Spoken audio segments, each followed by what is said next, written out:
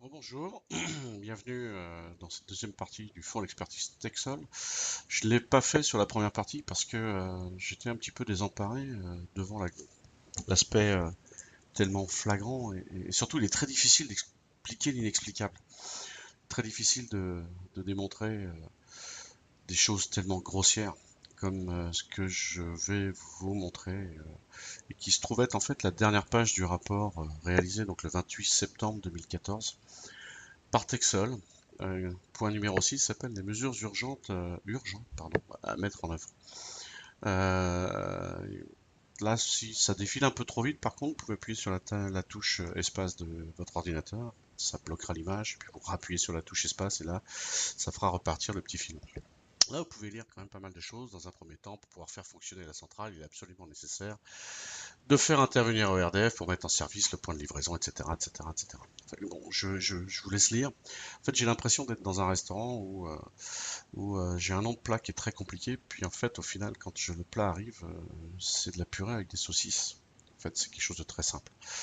Donc, ça a été fait un petit peu dans cette optique-là, puis c'était fait avec cette méthode-là pour essayer de compliquer en fait devant les yeux des gens un petit peu tout ça. Puis j'en arrive au point phase 1, nettoyage et fauchage de la centrale, donc coup de tondeuse. Rehausse avec reprise des fixations des onduleurs. Donc on rehausse les onduleurs, c'est une préconisation qui avait déjà été faite. Voilà, il y en a 60 à rehausser, à mettre un tout petit peu plus haut. On leur met un petit chapeau hein, et mise en place de protection solaire. Donc un petit chapeau qu'il faut mettre en place. Remplacement des câblages. Quel câblage? Le site était déjà tout câblé parce qu'il fonctionnait parfaitement bien. Il y a eu un consuel, hein. Tout a été contrôlé, ça n'a pas été fait par-dessus la jambe quand même. Remplacement des connecteurs. Quel connecteur? Bon, à voir. Il y avait des autocollants rajoutés après, d'après ce que j'avais vu. Mise en conformité des coffrets ACDC. Donc on a eu un site en fait qui a été branché mais qui n'est pas conforme. Alors il manquait la couleur un petit peu, effectivement un petit peu l'autocollant quelque part. Révision des fixations des têtes de tracker, ça oui c'est salutaire. Reprise des structures des trackers avec mise en position fixe, hors pilotage, etc. Protection des cuvelages et mise hors d'eau. Des postes de transformation, contrôle consuel qui a déjà été fait quand même la première fois quand il a été mis en œuvre, parce que c'est une obligation, demande de mise sous tension définitive du comptage basse tension. Première étape estimée à la modique somme de 1 777 000 euros.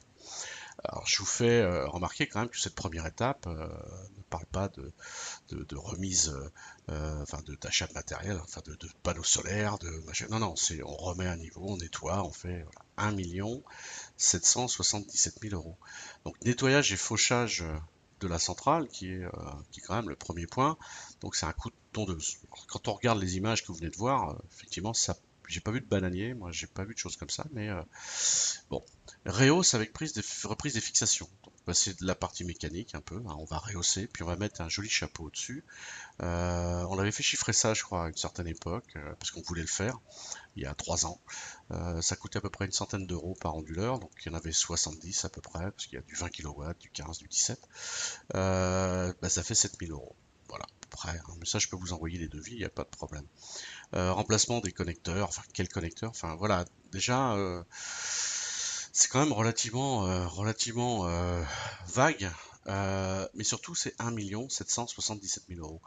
J'aimerais que les gens se rendent compte que c'est que 1 777 000 euros dans ce cas de figure.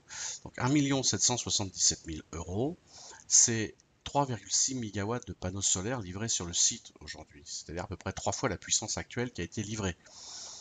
156 voitures, Clio 3, toutes neuves, 75 chevaux. 4500 km de câbles solaires, 4 mm². Ça vous donne une petite idée. 960 onduleurs SMA de 20 kW. Le site en a 60. Imaginez ce que c'est que 1 777 000 euros pour faire simplement des opérations de reprise. Juste quand même, est-ce que vous trouvez ça normal, logique? Voilà. Là, on va arriver à la suite, hein, phase 2. Par la suite, pour assurer le fonctionnement de la centrale suivant les spécifications de la convention d'exploitation, donc toujours la même recette, des mots un petit peu compliqués, il faudra reconditionner les câblages des onduleurs. Je pensais que ça avait été fait à l'opération d'avant. Non, apparemment, c'est divisé en deux. Donc, pour que la centrale fonctionne, il faut quand même reconditionner les câblages des onduleurs. Parlez-en à un électricien, ça va le faire rire. Fourniture des cartes RS485, pardon. Donc ça, S'ils ne sont pas mises, elles doivent coûter à peu près 40 € pièce. Il faut aller regarder sur le site internet de SMA. Il y en a 60, 4x6, 24, 4x7, 28. Bah allez, 3000 €. Avec les 4 webbox qui existent déjà, le SDI, la mise en service, le paramétrage, des automates, etc., etc. 198 000 €. Même avec des danseuses nues, je ne pense pas qu'on arrivera de toute façon à ce montant, qui est quand même relativement exorbitant. Puis après la phase 3, je vous laisse la lire, faites un arrêt sur image, c'est du caviar.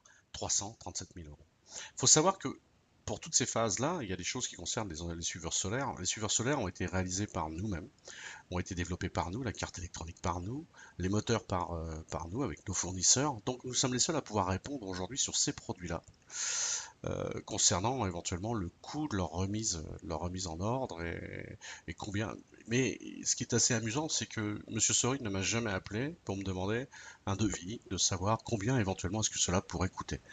Donc c'est quand même assez intéressant. Je pense que le montant a dû jouer au dé un soir sur un comptoir peut-être. En tout cas, les montants qui sont mentionnés ici sont totalement abracadabrants, hallucinants.